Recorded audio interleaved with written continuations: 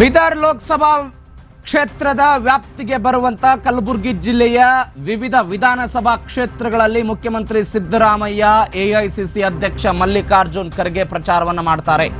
ಅಫಜಲ್ಪುರ ಆಳಂದದಲ್ಲಿ ಬೃಹತ್ ಪ್ರಚಾರ ಸಭೆಯಲ್ಲಿ ಭಾಗವಹಿಸುತ್ತಾರೆ.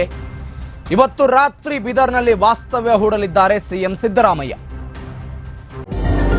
ನಮ್ಮ ಬಿಎನ್ಯು ಡಿಸೈನ್ ನಲ್ಲಿ ನಿಮ್ಮ ಮನೆಯನ್ನ ಸುಂದರವಾಗಿ ಕಾಣುವಂತೆ ಹಾಗೂ ಅಡುಗೆ ಮನೆಯನ್ನ ಹೊಸ ಡಿಸೈನ್ಗಳೊಂದಿಗೆ ಆಕರ್ಷಕವಾಗಿ ಕಾಣುವಂತೆ ಮಾಡಲಾಗುವುದು. ಹೊಸ ಜೀವನ ಶೈಲಿಯಲ್ಲಿ ಬಿಎನ್ಯು ಡಿಸೈನ್ ನಿಂದ ನಿಮ್ಮ ಮನೆಯನ್ನ ಸುಂದರಗೊಳಿಸಲು ಹಿಂದೆ ಸಂಪರ್ಕಿಸಿ 7789949494 ಬೊಮ್ಮಸಂದ್ರ ಸರ್ಕಲ್, ವರ್ತೂರ್ ರೋಡ್, ಸರ್ಜಾಪುರ ಹೋಬಳಿ, ಆನೇಕಲ್ ತಾಲೂಕು, ಬೆಂಗಳೂರು.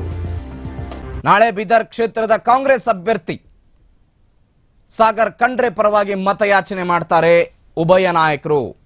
ಕಲಬುರಗಿ ಮತ್ತು ಬೀದರ್ನಲ್ಲಿ ಇವತ್ತು ಕಾಂಗ್ರೆಸ್ ಹವಾ ಇರುತ್ತೆ. ಸ್ವತಃ ಸಿದ್ದರಾಮಯ್ಯನವರು ಹೋಗ್ತಿದ್ದಾರೆ ವಿಶೇಷ ವಿಮಾನದ ಮೂಲಕ. ಎಐಸಿಸಿ ಅಧ್ಯಕ್ಷ ಮಲ್ಲಿಕಾರ್ಜುನ್ ಖರ್ಗೆ ಅವರು ಬರ್ತಿದ್ದಾರೆ. ಮಲ್ಲಿಕಾರ್ಜುನ್ ಖರ್ಗೆ ಅವರ ಸ್ವಕ್ಷೇತ್ರದಲ್ಲಿ ಈ ಬಾರಿ ಕಮಲವನ್ನ ಕಿತ್ತು ಹಾಕಿ ಕಾಂಗ್ರೆಸ್ಗೆ ವಶಪಡಿಸಿಕೊಳ್ಬೇಕು. ಅದನ್ನ ಮೂಲತಃ ಅದು ಕಾಂಗ್ರೆಸ್ನ ಭದ್ರಕೋಟೆಯೇ.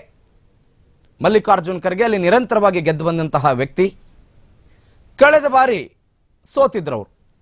ಇತ್ತ ಈಶ್ವರ್ ಖಂಡ್ರೆ ಅವರ ಪುತ್ರ ಸಾಗರ್ ಖಂಡ್ರೆಗೆ ಬೀದರ್ನ ಕಾಂಗ್ರೆಸ್ ಟಿಕೆಟ್ ಸಿಕ್ಕಿದೆ. ಭಗವಂತ್ ಖೂಬಾ ವಿರುದ್ಧ ಬಿಜೆಪಿಯಿಂದ 26 ವಯಸ್ಸಿನ ಸಾಗರ್ ಖಂಡ್ರೆ ಅವರ ಪರವಾಗಿ ಸಿದ್ದರಾಮಯ್ಯನವರು ಹಾಗೂ ಎಐಸಿಸಿ ಅಧ್ಯಕ್ಷ ಮಲ್ಲಿಕಾರ್ಜುನ್ ಖರ್ಗೆ ಪ್ರಚಾರವನ್ನು ಮಾಡ್ತಾರೆ. ಇತ್ತ ಅಫಜಲ್ಪುರದಲ್ಲಿ ಕಾಂಗ್ರೆಸ್ ಅಭ್ಯರ್ಥಿ ರಾಧಾಕೃಷ್ಣ ದೊಡ್ಡಮನಿ ಪರವಾಗಿಯೂ ಕೂಡ ಪ್ರಚಾರ ಆಗುತ್ತೆ.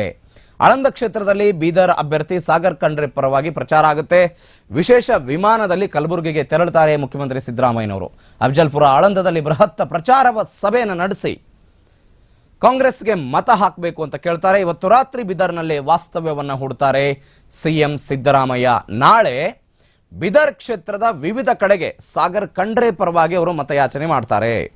ಶತಾಯಗತಾಯವಾಗಿ ಬಿಜೆಪಿಯ ಸಂಸದರಿದ್ದಾರೆ. ಈಗಲ್ಲಿ ಬಿಜೆಪಿಯ ಕೆಲವೊಂದಿಷ್ಟು ಗೊಂದಲಗಳು ಕೂಡ ಇರುವಂಥದ್ದು. ಅಲ್ಲಿ